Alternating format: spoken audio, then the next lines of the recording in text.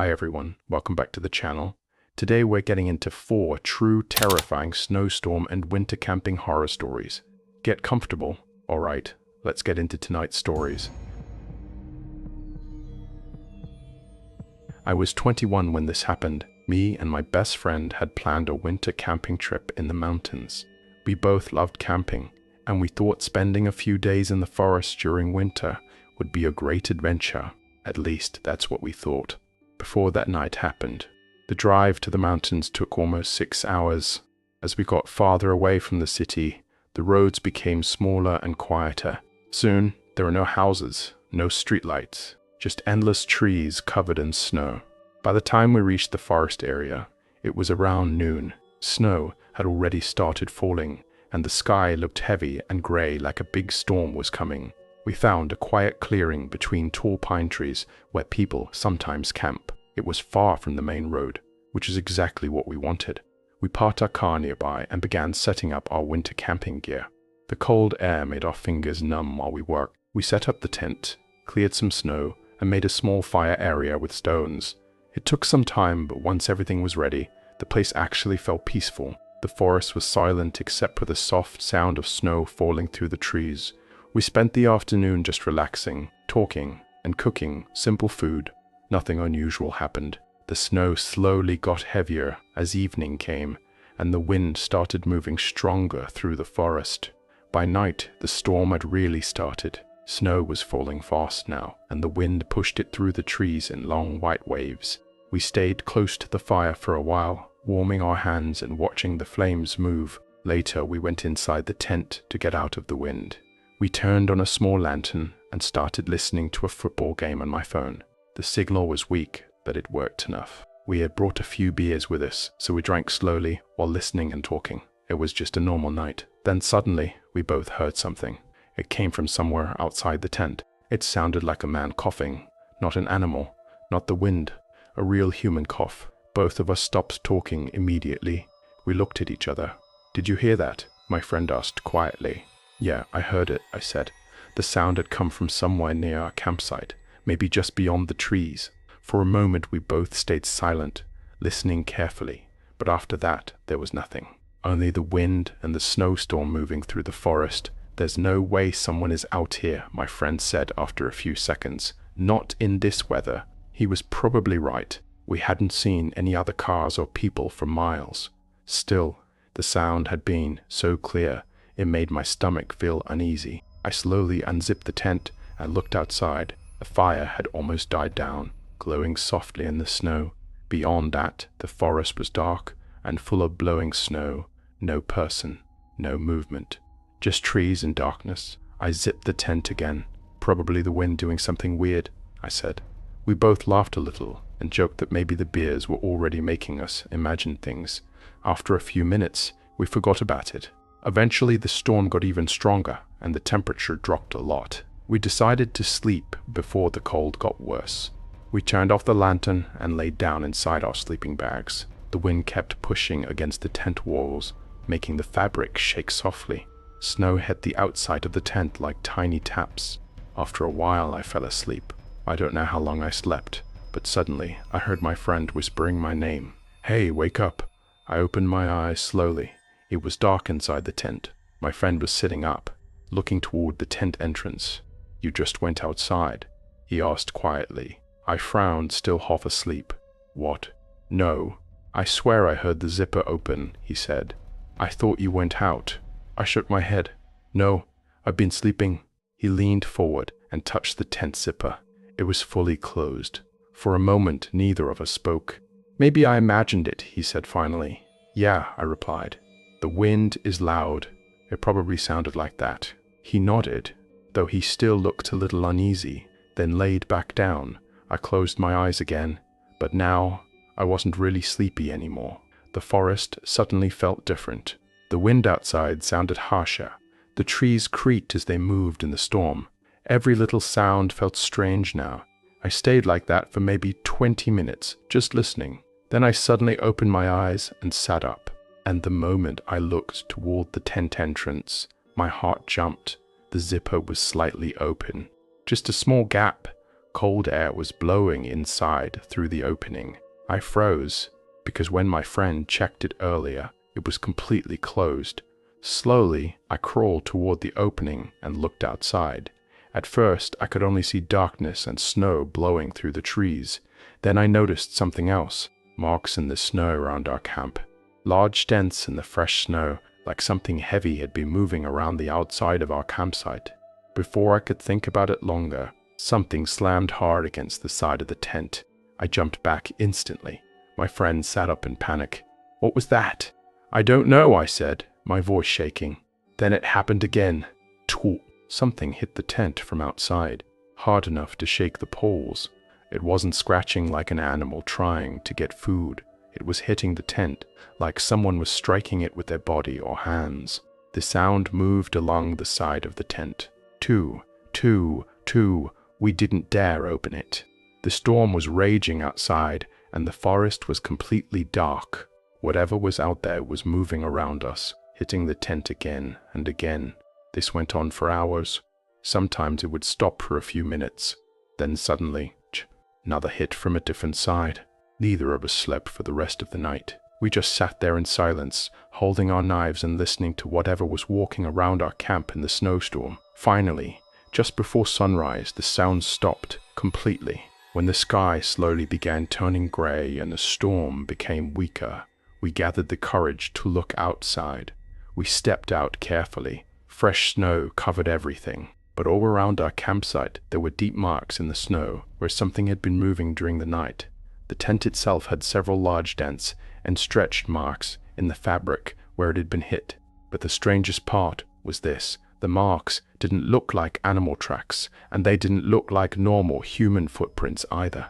We packed our things as fast as we could and left that place immediately. Even now, years later, I still don't know who or what was walking around our camp that night in the middle of that snowstorm.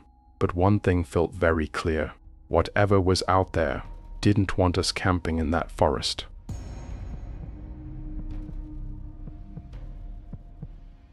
Before we begin to the next story, let me know in the comments where you're watching from and what time it is for you right now. If you enjoy this kind of content, make sure to like the video and subscribe. It really helps to grow my channel.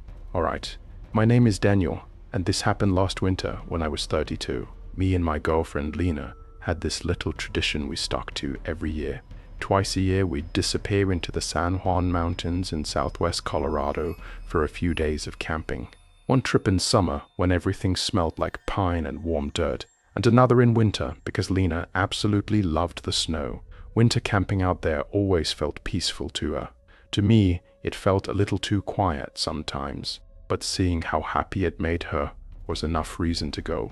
Last year, though, things didn't turn out the way they usually did. We had pitched our tent in a clearing we'd used before, surrounded by tall pines and long white slopes that rolled down into a valley below.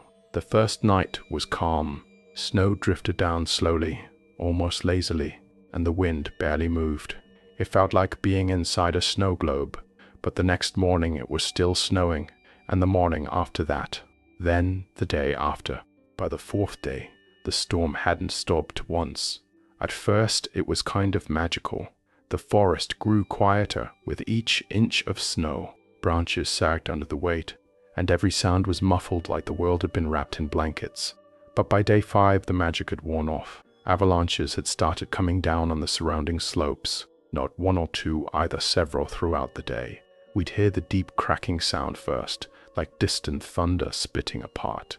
Then came the long roaring rumble as snow and ice tore down the mountainsides, and it wasn't normal terrain anymore. The previous winter, a huge avalanche had already ripped through parts of the forest, flattening entire stretches of trees. Then wildfires during the summer burned through other areas that normally helped hold the snow in place. Now those slopes were bare, nothing to anchor the snow. So when the storm kept piling more on top, the mountains started letting go. We could actually see it happening from camp, sometimes massive sheets of snow peeling off the slopes and sliding down like white rivers. It didn't take long for Lena and me to realize we might be in trouble. The main road that connected the nearest town had already been buried by a slide 2 days earlier. Luckily, we knew about a longer back route that eventually connected to the highway. But if the snow kept coming, that one could disappear too. We only had about 2 days worth of food left in our cooler. Maybe a little longer if we stretched it. Still, neither of us liked the idea of getting tracked out there, so we made the call. We should pack up, I said while watching another distant slope collapse through the trees. Lena nodded right away. Yeah, I don't like this anymore. We worked fast, stuffing gear into packs between bursts of snowfall. The wind had started picking up too, sending sheets of powder swirling through the trees. By late morning, we were almost done loading everything into the back of the truck. That's when we heard it. Another avalanche. The sound rolled through the valley deep and powerful. A long, grinding roar that lasted several seconds before fading into silence. Normally by that point, we'd barely react. After days of hearing them, it almost became background noise. But this time, both of us froze, because seconds after the avalanche stopped, someone screamed. I've heard people scream before, in movies, on TV. This was nothing like that. It was sharp, raw, the kind of scream that tears itself out of someone's throat when they're experiencing pure terror. It echoed across the snow-covered valley so clearly it felt like it cut through the air, and then it just stopped. Not faded, stopped, like someone had flipped a switch. For a few seconds, neither of us moved. The forest had gone completely silent again. Lena looked at me slowly. Did you? Yeah, I said quietly. My stomach had this cold, sinking feeling that I still can't describe properly. Whoever that was, something had happened to them. Something bad. The problem was, we had no idea where the scream came from. Snow plays tricks with sound in the mountains. It can bounce off slopes and trees and make something miles away sound like it's right next to you. Still, standing there doing nothing didn't feel right. We have to check, Lena said. I grabbed my jacket and nodded. We started moving downhill through the snow, calling out as we went. Hello? Is anyone there? The snow came halfway up our boots, slowing every step. Our voices echoed weirdly through the trees, but there was no response. Just wind brushing through branches. After maybe 10 minutes of searching, we finally spotted someone, a guy, about 50 yards away, sitting on an ATV near a small trail clearing. He looked just as confused as we felt. You hear that scream? I asked as we approached. He nodded immediately. Yeah, thought I imagined it. He had a radio strapped to the ATV, so he started calling it in while we explained what we heard. Whoever answered on the other end said they'd alert search and rescue. But with avalanches still happening, nobody could safely comb the slopes right away. Standing there in the snow, waiting and listening, I realized there wasn't much more we could do. If we stayed longer, we'd risk getting trapped ourselves. Eventually, Lena squeezed my hand and said quietly, we should go, and she was right. So we headed back to our truck and left the mountains. The drive out was strangely quiet. Neither of us spoke much as we followed the long eastern route toward Interstate 70. Along the way, we saw just how bad the storm had really been. Entire sections of mountainsides were scarred with fresh avalanche paths. Trees snapped like matchsticks. Huge piles of snow and debris scattered everywhere. When we drove through Glenwood Canyon later that afternoon, we learned something that gave both of us chills. About 40 minutes after we passed through, another massive avalanche came down. It was so powerful it actually redirected part of the Colorado River and destroyed sections of the highway. Whole pieces of road were gone, just gone, swallowed by snow and rock. Seeing the aftermath later on the news made the whole landscape look unrecognizable, like nature had taken a giant eraser to the place. That trip changed how I look at the mountains. People talk about nature like it's peaceful, beautiful, and it is, but it's also unbelievably powerful. That storm proved it. Lena and I were lucky we left when we did. If we'd waited another day, we might have been trapped out there, or worse. But the thing I still think about sometimes isn't the avalanches.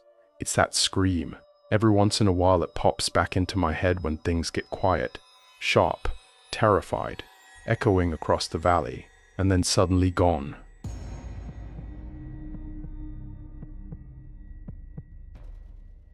My name is Ryan, and when this happened, I was 16 years old. I'm in my mid-30s now, but that night still sticks with me. in a way that's hard to explain. I've camped plenty of times since then, but every time snow starts falling in the woods, a part of me remembers that night in Pisgah National Forest. Back then, I was part of a youth outdoor program, and every winter they took a small group of us into the mountains to teach cold weather camping. It was supposed to build confidence and survival skills. At 16, I mostly just thought it sounded like an adventure. There were 7 of us teenagers on the trip. That evening, the forest looked like something out of a postcard. Snow had already started falling when we hiked into our campsite, and by the time we finished setting up, the storm had really settled in.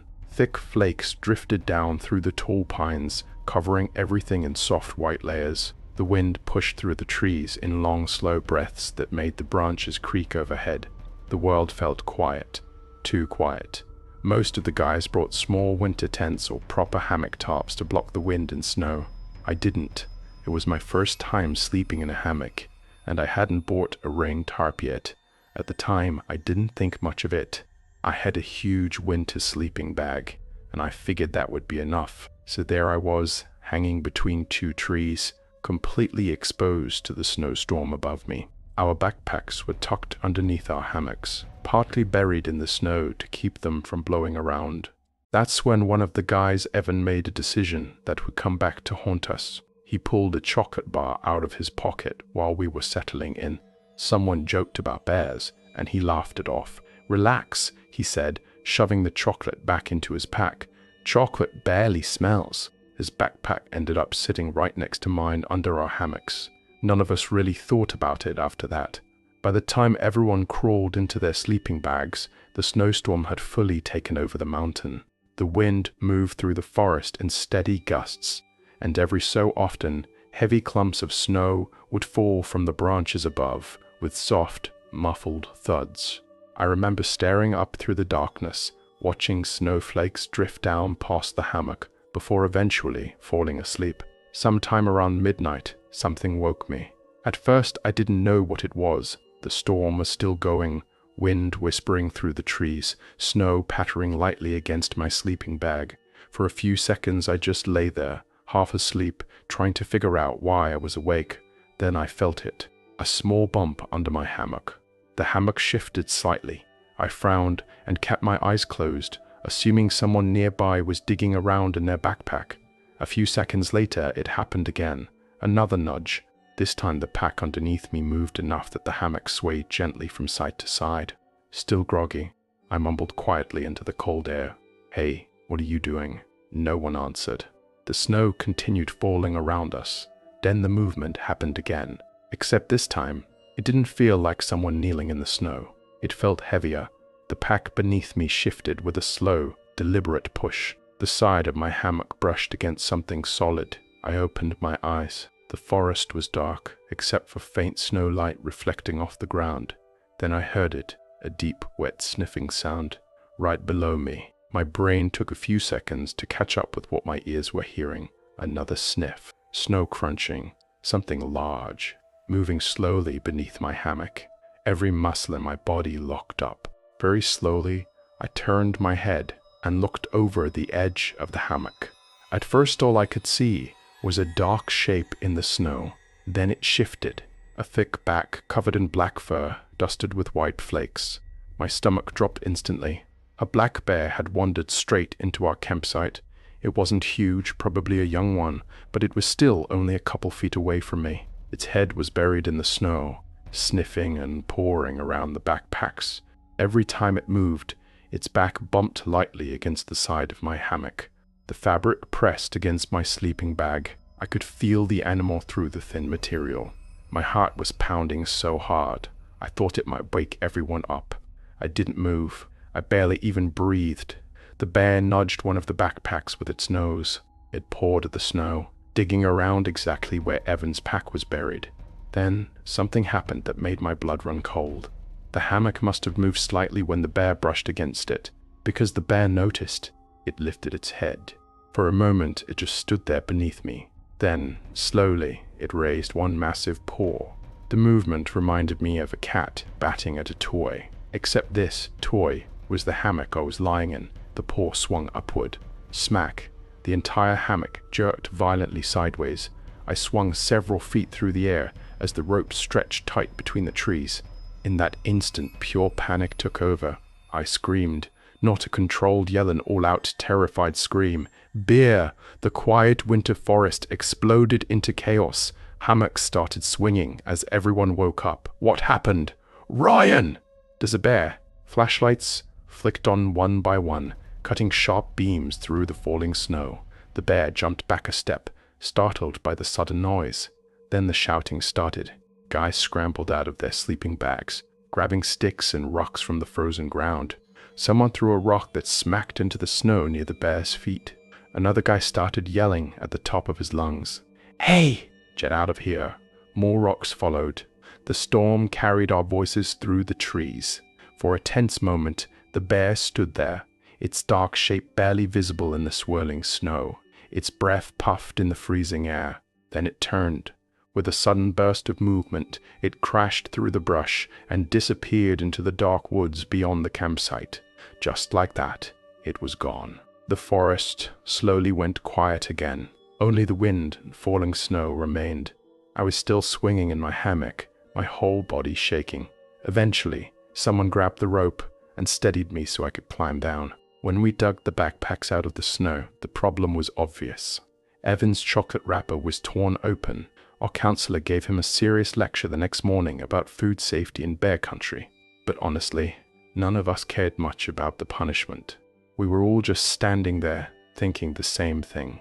That bear had been close enough to reach me, close enough to touch. And if it had been angry instead of curious, that night could have ended very differently.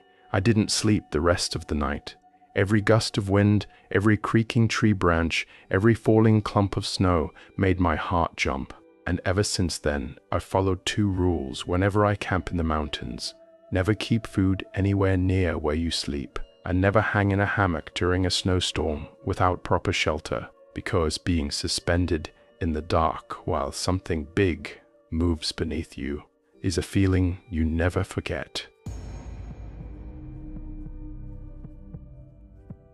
I love the safe version of winter, the kind you watch through a window while you're inside somewhere warm, wrapped in a blanket, holding a mug of hot chocolate, snow on rooftops, streetlights glowing through falling flakes. That kind of winter feels peaceful. Max loved the other kind. He was the kind of person who looked at a snowstorm and said, "This is exactly when the woods are at their best." That was how I ended up agreeing to a winter camping trip I never should have said yes to. Max had been talking about it for weeks, going on and on about the silence of the mountains in deep winter, the untouched snow, the frozen lake near the campsite he wanted to show us. He made it sound magical. I mostly smiled and let him talk, because that's what you do when your best friend gets excited about something slightly insane. The only reason I agreed at all was because we weren't going alone. Max's older brother Nate was coming, and so was Nate's girlfriend, Leela. They were both way more experienced outdoors than I was. Nate could build a fire out of almost nothing, and Leela was one of those people who always looked completely comfortable in places that made me want to turn around and go home. Compared to them, I was the weak link. I knew that. I'm the kind of person who overpacks and still feels unprepared. The drive up started off normal enough. We stopped for gas, bought snacks, and joked around in the car while Max acted like he was leading some grand expedition. But the higher we climbed into the mountains, the stranger everything started to feel. The road narrowed, ice glazed the pavement. Pines rose on both sides so thick and tall they blocked out what little light was left. Frost coated everything, and the world outside the windows looked sharp and colorless, like it had been stripped down to bone. By the time we reached the trailhead, the sun was dropping fast. The snow around us had turned pale gold for a few minutes, then gray. The second I stepped out of the car, the cold hit me so hard it felt like I'd walked into water. It burned my face and filled my nose with that dry, metallic winter smell. The hike to the campsite wasn't long, maybe a mile, but in that cold it felt endless. Snow crunched under our boots in a way that sounded too loud, like we were disturbing something. Nobody else was out there. No voices, no distant engines, just us and the trees and that heavy stillness. When we finally reached the clearing, I understood why Max had wanted this place so badly. It really was beautiful. A shallow valley ringed by dark pines, and beyond it a frozen lake stretched out smooth and white under the evening sky. The snow looked untouched, like no one had been there in forever. "Perfect," Nate said, dropping his pack. Leela smiled and turned slowly, taking it all in. "This is incredible."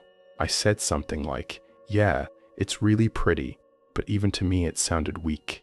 I was cold, tired, and already thinking about how long the night was going to be. We set up camp while the light faded. Nate and Leela moved with the kind of efficiency that comes from doing this 100 times before. Max helped me when I started fumbling with tent poles because my hands had gone numb. By the time the tents were up and the fire was going, I felt a little better. We had hot soup from thermoses, cocoa, and a flask Nate passed around that put some warmth back into my chest. The flames cracked and snapped, sending sparks up into a sky full of stars so clear it almost didn't look real. For a while, it was actually nice. Nate told old hiking stories. Leela laughed and added a few of her own. Max was in that bright, restless mood he always got when he felt proud of an idea. Sitting there by the fire, listening to them, I remember thinking maybe I'd been too dramatic about the whole thing. Then I woke up in the middle of the night. At first I didn't know what had pulled me out of sleep. The inside of the tent was freezing. My breath hung in front of me in little white clouds, and my sleeping bag felt damp with cold. But that wasn't what bothered me. It was the silence. I know that sounds stupid. Campsites are quiet at night, but this wasn't normal quiet. There was no wind rubbing branches together, no shifting snow, no distant animal sound, nothing. It was so complete, it felt wrong, like the world outside my tent had stopped. I lay there for a minute listening to that impossible silence until I couldn't stand it anymore. I unzipped the tent and stepped out. The cold slapped the air out of me. The clearing was washed in pale moonlight, bright enough to see everything, and everything was wrong. The campsite looked like something had torn through it. The fire pit stones were scattered across the snow. The cooler had been knocked over, food flung out in all directions. One of the tents had long, jagged slashes in the side, the fabric hanging open like ripped skin. My backpack had been ripped apart, half my stuff strewn across the ground. For a second I just stood there, trying to understand what I was seeing. "Max," I said, but it came out barely above a whisper. I said it again, louder, and he crawled out of the tent looking half asleep and annoyed. Then he saw the clearing and went still. "What the hell?" Nate and Leela came out right after that. Nate took one look around and swore under his breath. Leela hugged her coat around herself and said maybe an animal had come through, but she didn't sound like she believed it.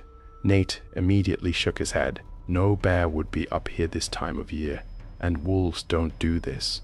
He said that last part quietly, like he was trying not to let the words hang too long in the air. Then Leela noticed something at the edge of the clearing and made a small sound that turned all of us toward the trail. "The car," she said. It was gone. At first I didn't even understand what she meant. I just stared at the empty space beyond the trees where we had come in. My brain kept insisting we were looking in the wrong direction, that the SUV had to be there, but it wasn't. We searched in a panic, stumbling through the snow with flashlights, calling out even though none of us knew who we'd be calling to. We found the car hours later, down a slope beyond the trail, half buried in snow at the bottom of a hill. It looked like it had been pushed or rolled there, but the part I still can't explain is this. There were no tracks, not around it, not leading to it, not leading away. And when Nate yanked open the driver's door, the keys were sitting neatly on the seat, like someone had placed them there on purpose. None of us talked much after that. We packed up whatever gear hadn't been destroyed and left before dawn, moving fast, not looking too long at the trees. The storm had started to build by then, and snow moved through the headlights in hard white sheets as we drove back down the mountain. For most of the drive, nobody said anything. The heater blasted. Leela stared out the window. Nate kept rubbing one hand over his mouth. Max drove with both hands locked on the wheel, checking the rearview mirror so often that eventually I noticed. "What?" I asked. He didn't answer right away. His jaw tightened, and for a second I thought he was going to pretend he hadn't heard me. Finally he said, I had a dream last night. I almost laughed, just because it sounded so small compared to what had happened. A dream? He nodded once. There was something in the tent with me. The car suddenly felt colder. What kind of something? I asked. He swallowed. It was crouched over me, close enough that I should have felt it breathing. His voice had gone thin and shaky. I looked at its face and it was wrong.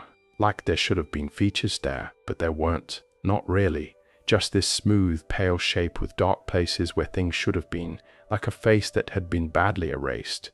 Nobody said anything after that. I kept telling myself it was just a dream, except I couldn't stop thinking about the silence that woke me up.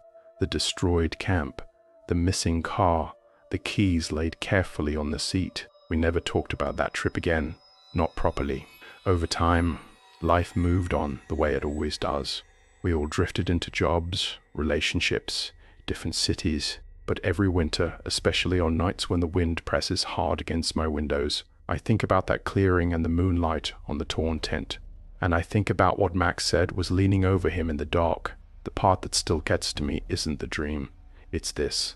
If it was only a dream, then why did it feel like something had already been there before any of us woke up? I don't go camping in winter anymore. I don't even like being near forests after heavy snow. And sometimes, when the night goes very still, I wake up for no reason at all and listen to the silence in my room, holding my breath, waiting. Because once you've felt that kind of silence, the kind that seems to mean something is near, you never really forget it.